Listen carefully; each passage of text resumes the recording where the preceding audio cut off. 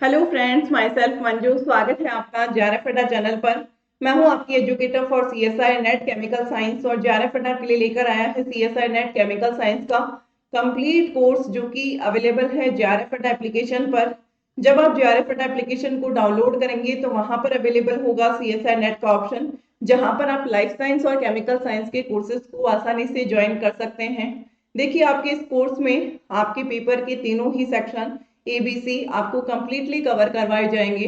आपको unit wise questions की practice करवाई जाएगी। प्रीवियस ईयर के क्वेश्चंस पेपर आपको सॉल्व करवाए जाएंगे।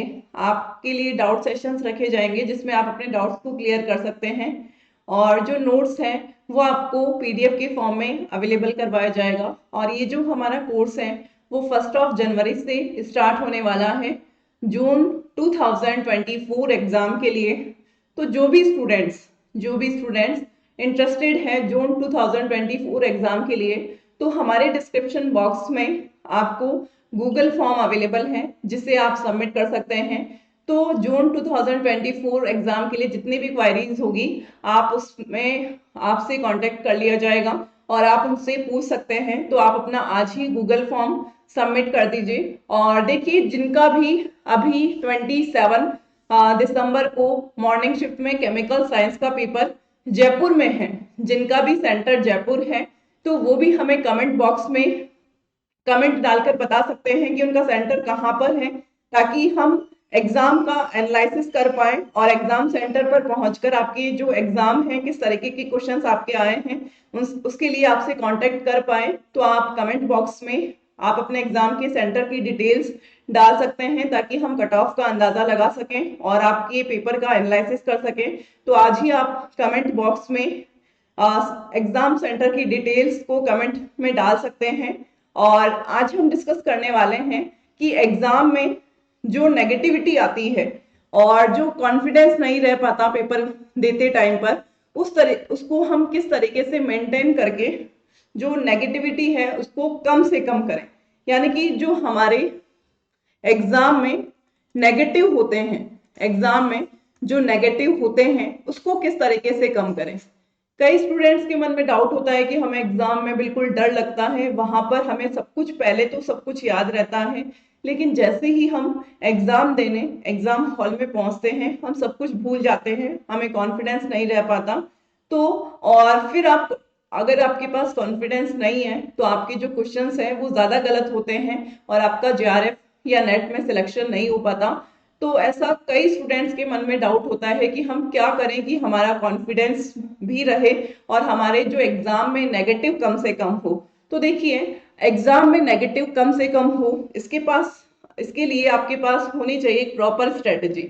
सबसे पहले तो आप जैसे ही एग्जाम हॉल में जाते हैं तो आप किसी से कोई कंपैरिजन ना करें। मान लीजिए आप जैसे ही सबसे पहले तो आपका कहीं पर सेंटर आता है, जब तक आपकी एंट्री नहीं हुई होती तब भी आपको बहुत सारे स्टूडेंट्स आपसे, आपके जो कॉम्पिटिटर हैं वो आपको मिलते हैं, उनसे आपकी बातें होती हैं। कई लोग पढ़ते रहते हैं उस टाइम पर भी, कई बार शॉर्ट नोट्स किसी के पास होते हैं, किसी के पास बुक्स होती हैं। आप उनको देखकर आपको ऐसा लगता है कि ये लोग तो इतना पढ़ रहे हैं, हमने तो इतना पढ़ा ही नहीं।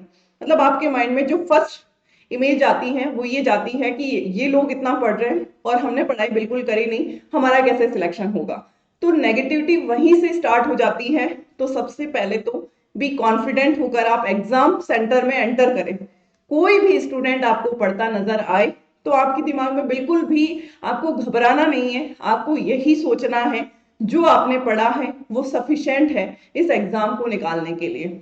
आप किसी भी तरह की कोई नेगेटिविटी में ना आए, चाहे कोई कुछ भी पढ़ रहा हो, क्योंकि अगर आप उन्हें पढ़ता देखते हैं या फिर जो टॉपिक वो पढ़ रहे होते हैं आप उन्हें देखते हैं, आपको टॉपिक को देखकर उस टाइम पर ये लग रहा होता है कि आपको कुछ नहीं आ रहा और आपके माइंड में नेगेटिविटी बैठ जाती है और नेगेटिविटी वहीं पर स्टार्ट हो जाती है।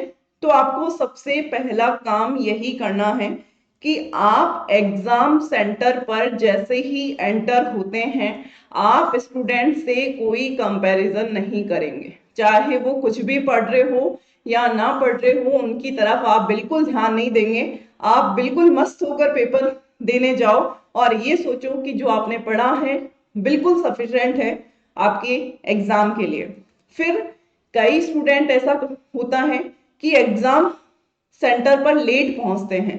जैसे ही एग्जाम सेंटर पर लेट पहुंचते हैं उन्हें बहुत ज्यादा ऐसे डर लगता है कि अब तो हम बहुत लेट हो गए, वो हो गए, तो घबराहट में वो काफी क्वेश्चंस गलत कर बैठते हैं।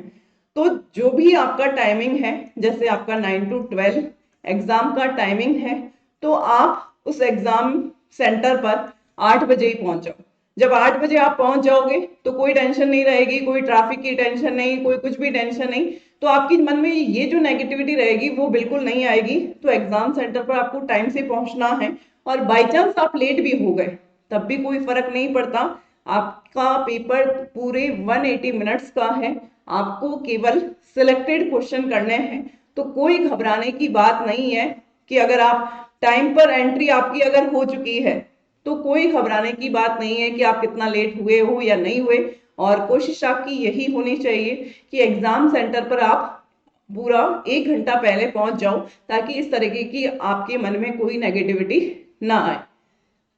अगली चीज, जब आप क्वेश्चन पेपर को सॉल्व करने बैठते हैं तो फिर क्या होता है कि जैसे मान लो आपने सी सेक्शन उठाया, सबसे पहले सी सेक्शन को उठाया और उसमें आपको ये लग रहा है, आपने कोई क्वेश्चंस को उठाया, वो क्वेश्चन आपको नहीं आ रहा, उससे अगला क्वेश्चंस भी नहीं आ रहा, तो आपके मन में ये आता है कि आपको तो उस पेपर में कुछ नहीं आ रहा। जबकि आपके मन में ये होना चाहिए कि हमें 60 क्वेश्चंस में से ओनली और ओनली 25 क्वेश्चन करने हैं, और ये 25 क्वेश्चंस हमें आराम से मिल जाएंगे। चाहे पहला क्वेश्चन ना हो, चाहे दूसरा ना आए, चाहे तीसरा ना आए, चाहे चौथा ना आए, पांचवा क्वेश्चन आपको जरूर मिल जाएगा। तो आपको बिल्कुल भी ये नहीं सोचना है कि हमें पूरा पेपर ही नहीं आ रहा। आपको भी कॉन्फिडेंट रहना है और सोच समझ के पेपर देना है, क्योंकि क्वेश्चंस का सिलेक्शन बहुत इंपॉर्टेंट है। आपको वही क्वेश्चन सिलेक्ट करने हैं जिसमें आपने उसको टॉपिक को अच्छे से पढ़ रखा है, जो भी उससे रिलेटेड आपका क्वेश्चन है। फिर देखिए, आपको पेपर के केवल और केवल 2 राउंड्स को कंप्लीट करना है। 2 राउंड्स को कंप्लीट करना है। ऐसा कोई स्टूडेंट नहीं है जिसको 100% सारे के सारे क्वेश्चंस आते हो। ऐसा आप भूल जाइए कि नेट के एग्जाम में ऐसा कोई बंदा होगा जिसे 100% सारे क्वेश्चंस आते हो, या फिर जो उसने क्वेश्चंस किए हैं वो सारे के सारे 100% उसके करेक्ट हो, श्योर हो। ऐसा कोई भी स्टूडेंट नहीं मिलेगा आपको। आपको पेपर को केवल 2 ही राउंड में कंप्लीट करना है। फर्स्ट राउंड में आप उन क्वेश्चंस को करेंगे जो आपको 100% श्योर हो। सेकेंड राउंड में आप उन क्वेश्चंस को करेंगे जिनमें आपको किन्हीं 2 ऑप्शन में डाउट हो, किन्हीं 2 ऑप्शन में डाउट हो। अगर 3 ऑप्शन में आपको डाउट है या चारों ही ऑप्शन में आपको डाउट है, तो ऐसे क्वेश्चंस को आपको बिल्कुल भी टच नहीं करना। क्योंकि होता क्या है, ऑनलाइन आपका पेपर है, मान लीजिए आपका जो पेपर है कंप्लीट, वो आपका 2:30 आवर में हो जाता है और आपके पास 30 मिनट्स है, और आप बैठे बैठे क्या करते हैं, फिर तुक्का लगाते हैं।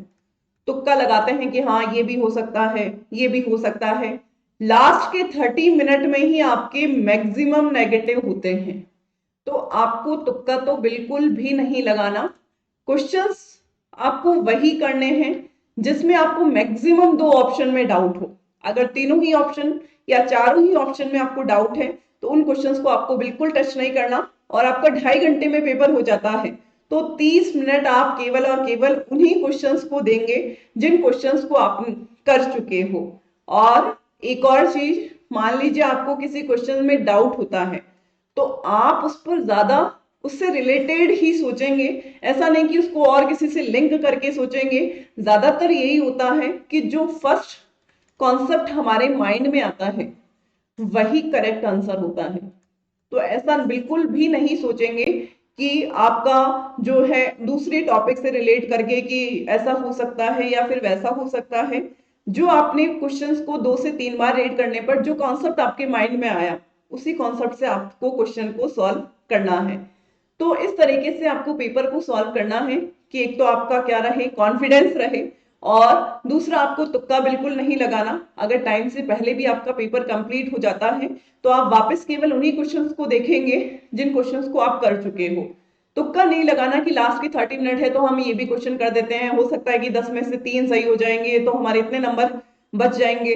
तो उस तरीके की मेंटेलिटी नहीं रखनी है, क्योंकि जो स्टूडेंट्स रहते हैं जेआरएफ या नेट के लिए वो 2 से 3 मार्क्स से ही रहते हैं, और उसका रीजन यही होता है कि लास्ट टाइम पर हम बहुत सारे क्वेश्चंस को अटेम्प्ट कर जाते हैं और वो हमारे नेगेटिव में चले जाते हैं, जिससे हम जेआरएफ या नेट की कट ऑफ से दूर हो जाते हैं। तो आपको इस तरीके की गलती एग्जाम में नहीं करनी। कॉन्फिडेंस होकर आपको पेपर को सॉल्व करना है, सबसे पहले सी सेक्शन को, फिर बी सेक्शन को और फिर ए सेक्शन को। ऐसा बिल्कुल भी माइंड में नहीं रखना है कि दूसरा अपन से ज्यादा जानता होगा या फिर दूसरे को ज्यादा आता होगा। आपने जो भी पढ़ा है आप केवल उसे अप्लाई करें, दूसरे तीसरे किसी की भी बातों में ना आए, किसी से भी वहां पर कोई डिस्कशन ना करें और अपनी एनर्जी को खराब ना करें। एनर्जी को खराब करने से मतलब ये है कि जब आप एग्जाम सेंटर पर जाते हैं तो ज्यादा किसी से बात ना करें, क्योंकि आप जानते हैं कि जब हम बोलते हैं किसी से या फिर ज्यादा डिस्कशन भी करते हैं तब भी हमारी एनर्जी खर्च होती है।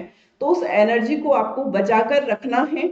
अपनी एनर्जी पूरी की पूरी आपको उस एग्जाम पर लगानी है, और एग्जाम खत्म होने के बाद आप चाहे कितना ही डिस्कशन करो कोई फर्क नहीं पड़ता। मस्त रहो और भगवान पर भरोसा रखो, खुद पर भरोसा रखो, आपका सिलेक्शन जरूर होगा। यही कॉन्फिडेंस अपने आप पर रखो, और इस तरीके से पेपर को अगर आप सॉल्व करते हैं तो आपके जो नेगेटिव हैं वो कम से कम होंगे।